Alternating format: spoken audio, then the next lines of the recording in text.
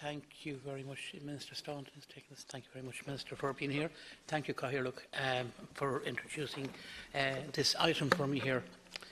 Minister, I want to highlight the lack of SNA support for children with autism and other special needs in my constituency of Roscommon, Galway.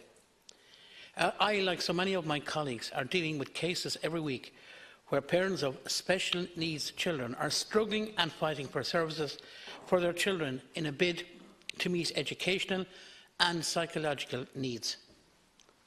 Like any mother or father, those parents only want the best for their children, but they're constantly coming up against obstacles.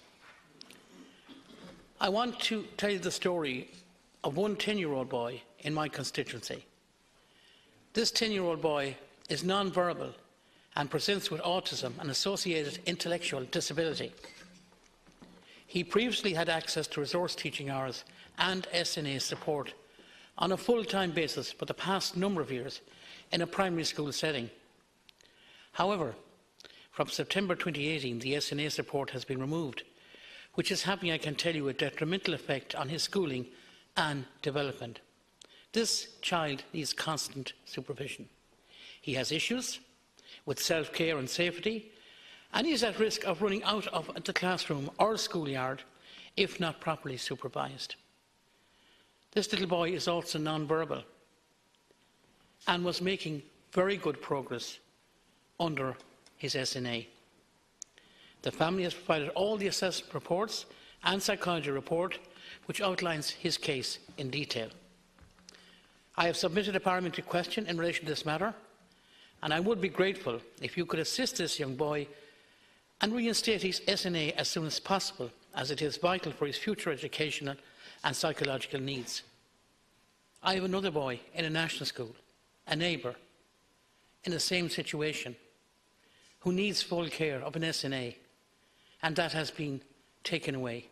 An appeal for that boy has gone in, and I'm sincerely hoping that that appeal will be successful. In a PQ reply from me back in June of this year, it was indicated that 800 additional SNAs were to be allocated for the beginning of the school year, with 140 expected to be allocated by the end of 2018. I would be happy if you could provide an update on those figures, even if you don't have them today.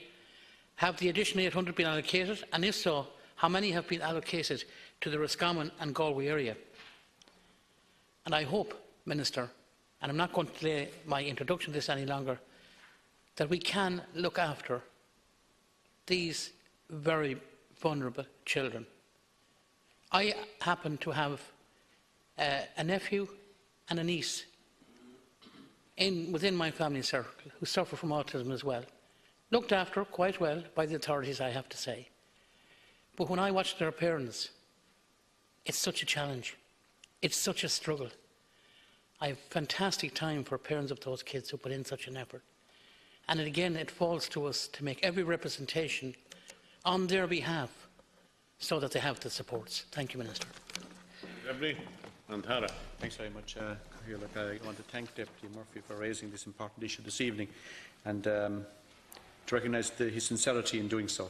The Minister for Education and Skills would also like to thank the Deputy for raising this matter and gives his apologies for not being here personally. The Minister wishes to assure the House that the education of children with special educational needs remains a key priority for this Government.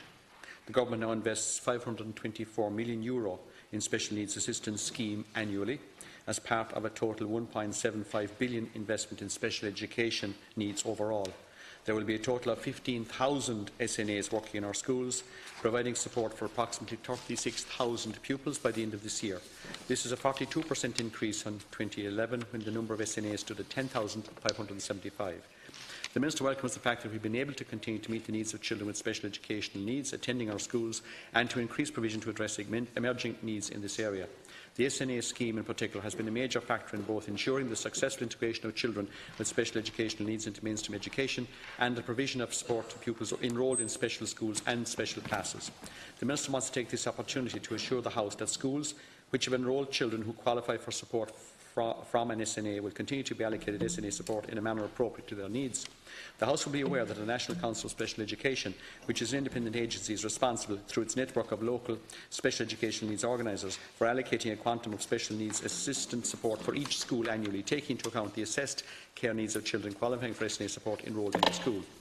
It is important that this House is aware that each school's allocation of SNA support can change from year to year and may be increased or decreased as students who qualify for SNA support enrol or leave a school. New students with care needs may or may not enrol to replace students who have left. For example, our SNA allocations may be decreased where a child's care needs have diminished over time. The NCSE policy advice on supporting students with autism spectrum disorder found that students are generally well supported in schools with appropriate curriculum, extensive teacher and SNA supports, improving a range of educational placements supported by improved accommodation and equipment, improved teacher knowledge and understanding, and a generally good standard of provision at primary and post-primary levels. The NCSE policy advice noted that ASD is a spectrum condition, so some students with ASD require little support in school and are relatively independent in their learning, while others require significant levels of support. The Department's policies ensure that every child who is assessed as needing SNA support will receive access to such support. NCSE have an appeals process, as the Deputy has alluded to, which may be invoked by a parent or a school where it is considered that a child was not granted access to SNA support on the grounds that Department policy was not met. Schools may appeal a decision where the school considers that the NCSE, in applying Department policy, has not allocated the appropriate level of SNA support to the school to meet the care needs of the children concerned. Where a child has received its allocation of SNA support for the school year, but wishes to new enrolments or assessments to be considered, which were not taken into account when the initial allocation was made, they may continue to make applications to the NCSE. The Minister for Education and Skills is pleased to advise that schools in Roscommon and Galway have had an increased SNA allocation over the last number of years. Roscommon has been allocated 186 SNA posts for the start of this school year, an increase from 171 posts allocated for the 2017-2018 school year. The SNA allocation for Galway has also increased from just over 778 posts for the last school year to over 819 posts for this school year. This is an increase of 9% and 5% respectively for Galway and Roscommon, for Roscommon and Galway this year. And to answer the other question the Deputy asked, Cathaoirleach, as part of the budget 2018, funding is being allocated for the recruitment of over 1,000 new SNAs in 2018. There were 70 allocations made between January and June. 800 additional SNA posts were made available for allocation to schools in September 2018 to meet the demands for the new school year, with an additional allocation of 140 posts expected between September and December 2018 to bring the total to 1,000. Thank you. Deputy Murphy. I want to thank you for a very detailed response here today.